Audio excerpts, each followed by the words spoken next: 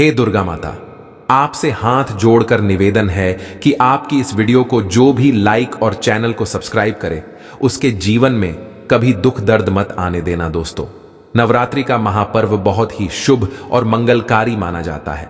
नवरात्रि के पूरे 9 दिन गंगा जल की हर एक बूंद की तरह पवित्र माने जाते हैं। यह शुभ समय भक्तों के जीवन में खुशियों की सौगात लेकर आता है। दोस्तों, आपको बता दें, 2024 में इस साल चैत्र नवरात्रि के प्रथम दिन मंगलवार होने से माता दुर्गा की सवारी इस बार घोड़ा है। माता दुर्गा जी का घोड़े पर सवार होकर आना शुभ संकेत नहीं माना जाता। धार्मिक मान्यताओं के अनुसार जब भी माता दुर्गा जी घोड़े पर सवार होकर आती हैं तो सामाजिक और राजनीतिक स्तर पर बड़े बदलाव देखने को मिल सकते हैं। घोड़े को तीव्रता, युद्ध आदि का प्रतीक माना जाता है, इसलिए जब भी माता की सवारी घोड़ा होता है तो राजनीतिक गलियारों में हलचल देखने को मिलती है। देश और दुनिया में जंग के आसार बन सकते हैं और कोई बड़ा राजनीतिक परिवर्तन भी देखने को मिल सकता है। दोस्तों, इस बार नवरात्रि पूरे 9 दिनों तक मनाई जाएगी, ना एक भी दिन कम ना ज्यादा। पूरे 9 दिनों तक मनाई जाएगी। मां शेरावाली की विशेष रूप से पूजा आराधना की जाएगी। चैत्र नवरात्रि का महापर्व इस बार 2024 में 9 अप्रैल दिन मंगलवार से शुरू होकर 17 अप्रैल बुधवार के दिन समाप्त होंगे। ऐसे में चैत्र नवरात्रि पर माता दुर्गा जी की कृपा पाने के लिए कलश स्थापना का शुभ मुहूर्त है। 9 अप्रैल को सुबह 6:02 से 10:16 के बीच कलश स्थापना का शुभ मुहूर्त रहेगा। मुहूर्त में की गई पूजा बहुत ही शुभ मानी जाती है। इससे समस्त देवी देवताओं की कृपा प्राप्त होती है और पूजा पाठ का फल कई लाख गुना प्राप्त होता है। ऐसे में जो व्यक्ति नवरात्र आने से पहले घर से ये चीजें हटा देता है तो उसके घर में मां वैष्णो जी का होगा, आगमन माता लक्ष्मी जी का होगा, वास माता शेरोवाली आपकी झोली खुशियों से भर देंगी। इसीलिए नवरात्रि आने से पहले घर से ये चीजें फौरन हटा दें। दोस्तों, आज हम कुछ ऐसे ही गलतियों के बारे में जानेंगे जो अगर आपके घर में भी होती है तो माता लक्ष्मी कभी नहीं करती। ऐसे घर में प्रवेश, फिर चाहे आप कितनी ही पूजा पाठ कर लो, माता लक्ष्मी ऐसे घर में कभी नहीं आती। ऐसे घर से देवी देवता भी हमेशा रहते हैं नाराज। दोस्तों, पूरी जानकारी को देखने के लिए इस वीडियो को अंत तक जरूर देखें। सच्ची श्रद्धा से कमेंट बॉक्स में लिखे हर हर महादेव, ओम नमः शिवाय महादेव के लिए एक लाइक तो बनता है। दोस्तों, सबसे पहले नवरात्रि के पहले ही मंदिर की अच्छी तरह से साफ सफाई कर लें।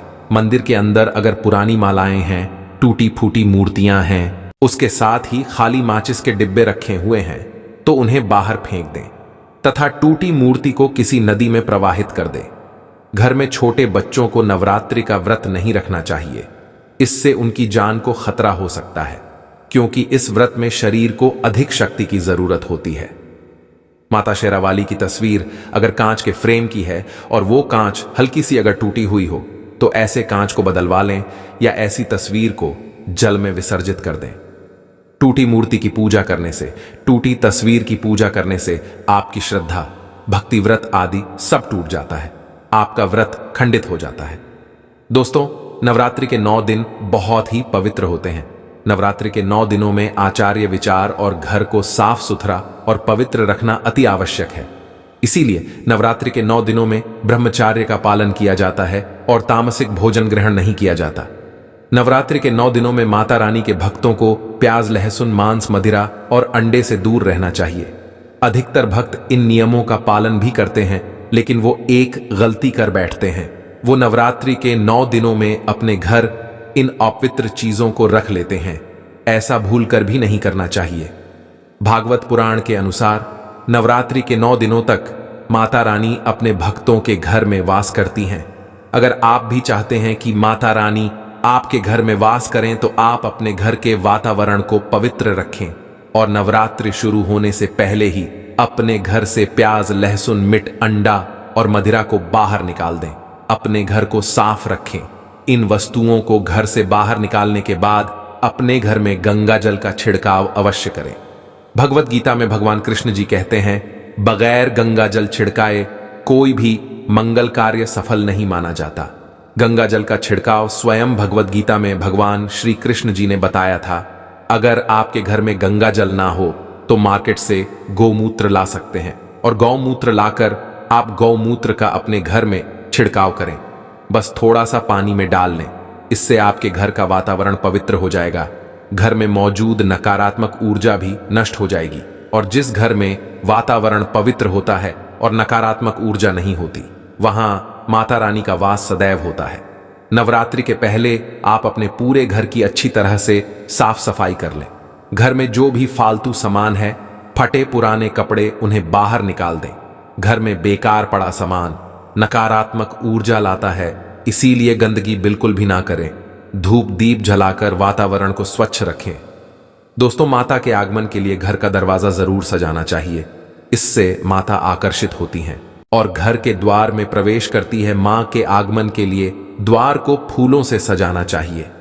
दोस्तों, कई लोग ऐसे हैं जो माता रानी की चौकी कागज बिछाकर बनाते हैं, जो कि बिल्कुल गलत माना गया है। माता की चौकी के लिए आप नीचे लाल कपड़ा ही बिछाएं। काला कपड़ा और सफेद कपड़ा भूलकर भी नहीं बिछाना चाहिए। ध्यान रखें, कपड़ा फटा भी नहीं होना चाहिए। दोस्तों, अगर आपके घर में देवी देवताओं की खंडित मूर्तियां या फटा हुआ चित्र अगर हो, तो उसे किसी पवित्र नदी में विसर्जित कर दें, क्योंकि ऐसी मूर्तियां और चित्र दुर्भाग्य लाती हैं।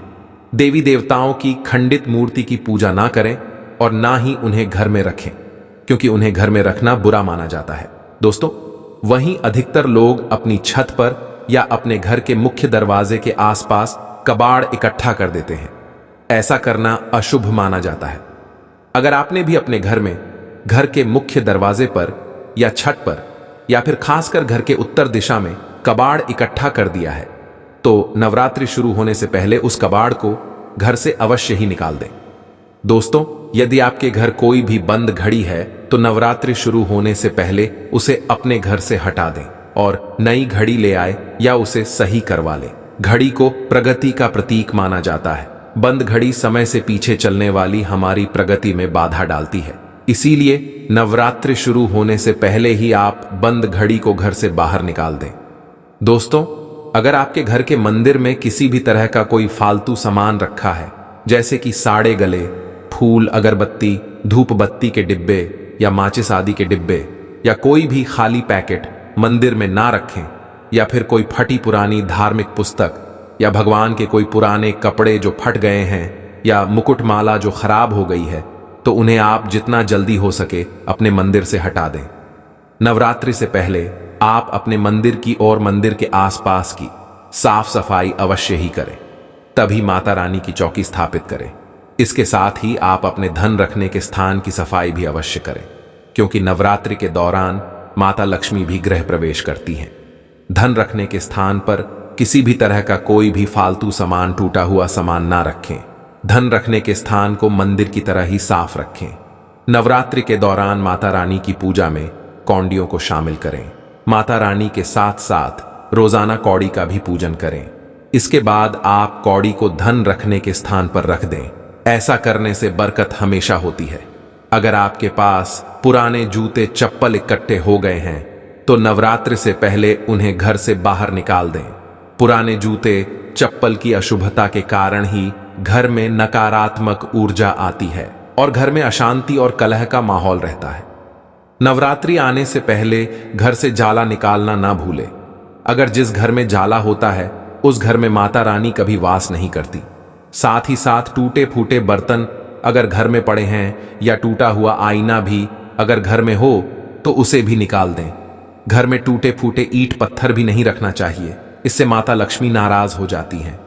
अब हम जानते हैं नवरात्रों के दौरान क्या नहीं खाना चाहिए और क्या नहीं पीना चाहिए, और कौन सा फल खाने से व्रत संपूर्ण और सफल हो जाता है। दोस्तों, नवरात्रि के दिन सेब जरूर खाना चाहिए। शास्त्रों में बताया जाता है कि भगवान के भोग में सेब आदि जरूर अर्पित किया जाता है। अगर आपका व्रत है तो आपको सेब जरूर खाना चाहिए। केला, पपीता, तरबूज और मीठे अंगूर जरूर खाना चाहिए। इन फलों से व्रतधारी को शक्ति मिलती है और व्रत संपूर्ण हो जाता है। शास्त्रों में बताया जाता है कि नवरात्रों के दिनों में सीताफल जरूर खाना चाहिए। सीताफल खाने से 10 ऐसी बीमारियां हैं जो खत्म हो जाती है। माना जाता है कि नवरात्रों के दिनों में सीताफल का घर में प्रवेश होना बड़ा ही शुभ माना गया है। सीताफल खाने से नवरात्रि का व्रत सफल हो जाता है, क्योंकि इसमें माता सीता का आशीर्वाद मिला हुआ होता है। नवरात्रि के दौरान इसे जो भी खाता है उसे दुखों का सामना नहीं करना पड़ता। सीताफल आपको जरूर खाना चाहिए दोस्तों। नवरात्रों में व्रतधारी को डब्बा बंद लस्सी, डब्बा बंद जूस नहीं पीना चाहिए। उसमें कई केमिकल मिले होते हैं जिसके कारण आपका व्रत टूट सकता है। जब भी आप फलों का जूस पिए तो याद रखें उसमें नमक ना डालें, नहीं तो व्रत टूट जाएगा। साथ ही साथ जूस में बर्फ भी नहीं डालना चाहिए। फलों का सादा जूस पीने से व्रत सफल होता है। दोस्तों, नवरात्रि के दौरान सिंघाड़े का आटा या कुत्तू का आटा खाने से पहले यह देख लें कि आटा पुराना नहीं होना चाहिए, क्योंकि पुराने आटे में कीड़े वगैरह पड़ जाते हैं जिसके कारण आपका व्रत टूट सकता है, क्योंकि यह छोटे छोटे कीड़े हमें दिखाई नहीं देते और आपके मुंह तक पहुंच जाते हैं। ऐसा आटा खाना मतलब कीड़े मकोड़े का मांस खाने के बराबर माना गया है। दोस्तों, नवरात्रि के दौरान आप शाम के समय खाने में दही ले सकते हैं, आलू वगैरह खा सकते हैं, साबूनदाने की टिकिया बनाकर खा सकते हैं, साबूनदाने की और आलू के पापड़ भी खा सकते हैं। कई सब्जियां तो ऐसी हैं जो नवरात्रि के दौरान भोजन में शामिल कर सकते हैं। इससे आपको एनर्जी मिलेगी और व्रत सफल हो जाएगा। नवरात्रि के दौरान आप दूध पी सकते हैं जो आपको ताकत देगा, चाय वगैरह भी पी सकते हैं, लेकिन याद रहे उसमें नमक ना डालें। एक बात का ध्यान रहे, व्रतधारी को पेट भर खाना यानी गले तक भोजन नहीं करना चाहिए, नहीं तो व्रत रखना का कोई भी फायदा नहीं होगा। थोड़ा थोड़ा खा सकते हैं। दोस्तों, नवरात्रि के 9 दिन आदिशक्ति मां दुर्गा को समर्पित होते हैं। नवरात्रि के 9 दिन माता रानी के 9 अलग अलग स्वरूपों का पूजन किया जाता है। नवरात्रि के 9 दिनों में माता रानी को अलग अलग स्वरूप के हिसाब से अलग अलग पुष्प, अलग अलग भोग अर्पित किया जाते हैं। लेकिन क्या आप जानते हैं कुछ ऐसी वस्तुएं जिन्हें नवरात्रि के दौरान भूलकर भी माता रानी को अर्पित नहीं करना चाहिए? अगर इन वस्तुओं को आप गलती से भी माता रानी को अर्पित कर देते हैं तो आपको व्रत और पूजन का पूर्ण लाभ नहीं होगा। इसीलिए माता रानी की कृपा प्राप्त करने के लिए आपको ये जानना अति आवश्यक है कि वो कौन सी ऐसी वस्तु है जो माता रानी के पूजन में भूल कर भी इस्तेमाल नहीं करना चाहिए। तो आइए मां का जयकारा लगाते हुए वीडियो को शुरू करते हैं। दोस्तों, नंबर 1, नवरात्रि के दौरान शादीशुदा महिलाओं को सफेद कपड़े पहनकर पूजा पाठ नहीं करना चाहिए। साथ ही साथ काले कपड़े भी नहीं पहनना चाहिए, इससे पूजा व्रत आदि खंडित हो जाती है। माता की चौकी जब आप लगाएं तो उसके नीचे कागज नहीं लगाना चाहिए। माता की चौकी हमेशा लाल कपड़ा बिछाकर ही बनाना चाहिए। हमेशा याद रहे, नवरात्रों के 9 दिनों तक व्रतधारी को अपना आसन माता की चौकी के आगे ही लगाना चाहिए और वहीं पर आपको सोना चाहिए। मंदिर को नवरात्रि के दौरान अकेले नहीं छोड़ा जाता, बहुत ही अशुभ माना जाता है। इससे दुर्गा माता नाराज हो जाती है और हमेशा के लिए चली जाती है। दोस्तों, नंबर 2, नारियल हिंदू धर्म में नारियल को समृद्धि, धन, श्रद्धा और सम्मान का सूचक माना जाता है। नारियल को श्रीफल भी कहा जाता है। नारियल को सुख समृद्धि में वृद्धि करने वाला माना जाता है। नारियल का हर मांगलिक कार्य में विशेष महत्व होता है। जैसे कि आप सभी जानते हैं कि माता रानी के कई मंदिरों में नारियल से बलि भी दी जाती है और माता रानी के पूजन में नारियल का इस्तेमाल हम सभी करते हैं। खासकर कलश की स्थापना नारियल रखकर ही की जाती है। माता रानी के पूजन में हम नारियल इस्तेमाल करते समय कुछ गलतियां कर बैठते हैं। दोस्तों, नारियल कई प्रकार के होते हैं, एक हरा दूसरा सूखा, जिसके अंदर पानी होता है। जिस नारियल के अंदर पानी होता है, माता रानी के पूजन में सदैव पानी वाला और जटा वाला नारियल ही इस्तेमाल करें। नारियल का पूर्ण होना चाहिए। नारियल चटका हुआ या टूटा हुआ नहीं होना चाहिए, क्योंकि साबुत नारियल ही पूर्ण और पवित्रता का प्रतीक होता है। साबुत नारियल ही सुख समृद्धि का प्रतीक होता है। साबुत नारियल को ही श्रीफल यानी कि मां लक्ष्मी का फल कहा जाता है। नवरात्रि में माता रानी के कलश की स्थापना करते समय जटा वाला यानी कि पानी वाला नारियल ही कलश पर स्थापित करना चाहिए। साथ ही यह ध्यान रखना चाहिए कि नारियल को सदैव कलश के ऊपर लेटाकर रखना चाहिए। घट स्थापना करते समय कभी भी नारियल को खड़ा करके नहीं रखा जाता। नारियल को सदैव लेटाकर कलश के ऊपर रखा जाता है। साथ ही नारियल को स्थापित करने से पहले आप नारियल को लाल कपड़े में लपेटकर उस पर और फिर लाल चुनरी उड़कर आप नारियल को कलश के ऊपर स्थापित करें। शास्त्रों के अनुसार कलश के ऊपर जब सही तरीके से नारियल रखा जाता है और सही प्रकार का नारियल रखा जाता है, तभी व्रत और पूजन का पूर्ण फल प्राप्त होता है।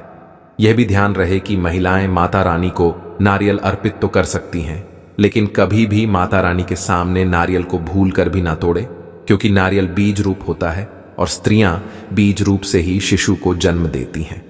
इसीलिए कभी भी महिलाओं को नारियल नहीं तोड़ना चाहिए।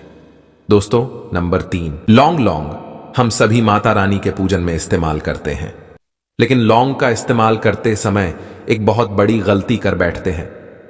हमेशा ध्यान रखना चाहिए कि माता रानी को सदैव फूल वाली लौंग ही अर्पित करना चाहिए। जिस लौंग के ऊपर फूल नहीं होता या फिर जिस लौंग के पीछे लकड़ी की डांडी नहीं होती, उसको आप माता रानी के पूजन में भूल कर भी इस्तेमाल ना करें। फूल वाले लौंगों को ही पूर्ण माना जाता है और माता रानी के पूजन में कोई भी अपूर्ण वस्तु, कोई भी खराब वस्तु या टूटे हुए अक्षत इस्तेमाल नहीं करना चाहिए। इसीलिए सदैव माता रानी की पूजन में फूल वाली लौंग का ही इस्तेमाल करें। दोस्तों, नंबर 4, तुलसी के पत्ते अर्पित नहीं करने चाहिए। मां दुर्गा के पूजन में तुलसी पत्र का इस्तेमाल करना वर्जित माना जाता है। तुलसी पत्र के अलावा आंवला भी माता रानी को अर्पित नहीं करना चाहिए और दूर्वा भी माता रानी को अर्पित नहीं करना चाहिए। दूर्वा भगवान श्री गणेश जी को अति प्रिय है। नवरात्रि में आप भगवान गणेश को दूर्वा अर्पित कर सकते हैं। भगवान विष्णु जी को तुलसी के पत्ते अवश्य अर्पित कर सकते हैं, लेकिन माता रानी को भूलकर भी तुलसी के पत्ते या दूर्वा अर्पित ना करें। माता रानी को सफेद फूल भी अर्पित ना करें। माता रानी को सदैव लाल रंग के फूल अर्पित करने चाहिए। लाल रंग के फूल माता रानी को अति प्रिय हैं। खासकर माता को गुड़हल और कमल के फूल अति प्रिय हैं। शास्त्रों में बताया जाता है कि घर में माता रानी की 2 या 3 मूर्तियां या फोटो नहीं होनी चाहिए। इस बात का भी आप विशेष ध्यान रखें कि माता रानी की पूजन में कोई भी खंडित चीज इस्तेमाल ना करें। खंडित चीज जैसे कि चटका हुआ या टूटा हुआ दीपक या फिर चटका हुआ कोई बर्तन। साथ ही ये भी ध्यान रहे कि लोहे के और प्लास्टिक के बर्तन आप माता रानी के पूजन में इस्तेमाल ना करें, क्योंकि प्लास्टिक के चाइनीज बर्तन हड्डियों के पाउडर से मिलकर बनते हैं। ऐसा ना करें। ऐसे बर्तनों को माता रानी के पूजन से सदैव दूर रखें। माता रानी को जो पुष्प अर्पित कर रहे हैं, उन्हें सूंघे नहीं सूंघे हुए फूल या गिरे हुए फूल या फिर मुरझाए हुए फूल माता को अर्पित ना करें।